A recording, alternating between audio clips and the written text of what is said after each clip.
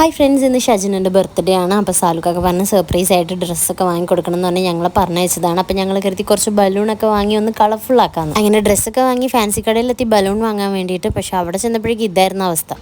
Hello, ഇതെന്താ? ഇത് ഞാൻ എൻ്റെ വക ഗിഫ്റ്റ് ആയിട്ട് കൊടുക്കാനുണ്ട്. കാരണം അവൾ വാങ്ങാൻ ആഗ്രഹിച്ചിരിക്കുന്ന ഷെയ്ഡായിരുന്നു. സെയിം കിട്ടി. പിന്നെ ഞങ്ങൾ ബർത്ത്ഡേ ക്യാപ്പ് വാങ്ങിക്കാമെന്ന് വിചാരിച്ച് പിന്നെ അവളത് വെക്കില്ല എന്ന് കരുതിയിട്ട് തിരിച്ച് അവിടെ തന്നെ വെച്ച് അങ്ങനെ ഞങ്ങൾ സാധനങ്ങളൊക്കെ വാങ്ങിച്ചിട്ട് അവിടെ നിന്ന് ഇറങ്ങി. അപ്പോൾ ഇതാ ഒരാൾ അവൾക്ക് വേണ്ടതൊക്കെ എടുത്തിട്ട് വരുന്നു. ഹലോ, ഇതെന്താ? അതെ ചേച്ചിൻ്റെയാ, കൊടുത്തോ, ചേച്ചിക്ക് കൊടുക്ക്. ഓക്കെ, ബൈ പറഞ്ഞോ. പിന്നെ അങ്ങനെ കേക്കൊക്കെ വാങ്ങിക്കാനുണ്ടായിരുന്നു. കേക്കൊക്കെ വാങ്ങിച്ചിട്ട് ഞങ്ങൾ തിരിച്ചു വരുമ്പോൾ അവരെവിടെയെന്ന് അറിയാൻ വേണ്ടിയിട്ട് ജസ്റ്റ് വിളിച്ചു നോക്കിട്ടോ. എപ്പോഴാ ജ്വല്ലറി പോകാൻ വരിക? നിങ്ങളത് കഴിയുമ്പോ വിളിക്കുന്ന. പറ്റിയോ?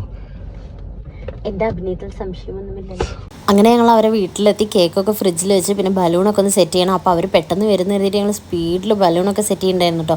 ബലൂണാണെങ്കിൽ വീർപ്പിക്കാൻ പറ്റാത്തൊരു ബലൂണായിപ്പോയി. കവിളൊക്കെ വേദനിക്കുന്നുണ്ടായിരുന്നു വീർപ്പിക്കുമ്പോൾ. വീടിൻ്റെ ചാവിയൊക്കെ ഉപ്പാൻ്റെ അടുത്ത് കൊടുത്തിട്ട് സാലൊക്കെ ഫുൾ പ്ലാനിങ്ങിലായിരുന്നു കേട്ടോ. അതുപോലെ ഞങ്ങളെ വിളിച്ചിട്ട് ചെരുപ്പൊന്നും ഫ്രണ്ടിൽ ഇടണ്ട എന്നുള്ള നിർദ്ദേശങ്ങളൊക്കെ തരുന്നുണ്ടായിരുന്നു. ഏകദേശം കെട്ടി കഴിഞ്ഞിട്ടുണ്ട് ഗൈസ്. ഇന്നത്തെ ഷാനു ഇവിടെ ഒട്ടിക്കുന്ന പരിപാടിയിലാണ്.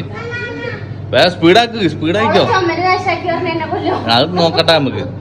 ഏകദേശമൊക്കെ സെറ്റ് ആയിട്ടുണ്ട്. ചെറിയൊരു സെലിബ്രേഷൻ. അതെ, സാലുവിന്റെ ഒരു നിർബന്ധപ്രകാരമാണ്. അതെ, പ്രിയദർശിനിക്ക് വേണ്ടിയിട്ട്. ഇതങ്ങനെ ബാക്കി എല്ലാവരും വെയിറ്റിംഗിലാണ്. ഗൈസ്, ഞങ്ങൾ ചായ വെക്കാൻ പോവാണ്. കാരണം സത്യം പറഞ്ഞാൽ ചോറെന്നുള്ള സമയമായി. പക്ഷെ ഇവർ വന്നിട്ട് ഇനി ബാക്കി നമുക്ക് എന്തിനും പോകാൻ പറ്റുള്ളൂ. കാരണം എപ്പോൾ വരും എന്നറിയില്ല. അപ്പോൾ നമ്മൾ റെഡി ആയിട്ട് നിൽക്കണം. ഇനി അവൾ വരുമ്പോഴേക്കും കേക്ക് എടുത്ത് വെക്കാനുള്ളൂ. അപ്പോൾ ഞങ്ങൾ എന്തായാലും ഇങ്ങനെ ഇരുന്ന് കാത്തിരുന്ന് മുഷിഞ്ഞപ്പോൾ ഒരു ചായ വെച്ച് കുടിക്കാമെന്ന് വിചാരിച്ചു. ഷെജിന് വരുമ്പോഴേക്കും ഈ വീടൊക്കെ ഒരു പരിവാക്കി ഇടും ഞങ്ങൾ. അപ്പോൾ ഒരു ഹോസ്പിറ്റലിൽ പോയതായിരുന്നു. പക്ഷെ ഞങ്ങൾ വിചാരിച്ച് വെറുതെ പ്ലാൻ ചെയ്ത് അവളെ കൊണ്ടുപോയതാന്ന് വിചാരിച്ചു. ശരിക്കും ഡോക്ടറെ കാണിക്കാൻ പോയതാണ്. അപ്പോൾ എന്തായാലും വരുന്നവരെ വെയിറ്റ് ചെയ്യണം.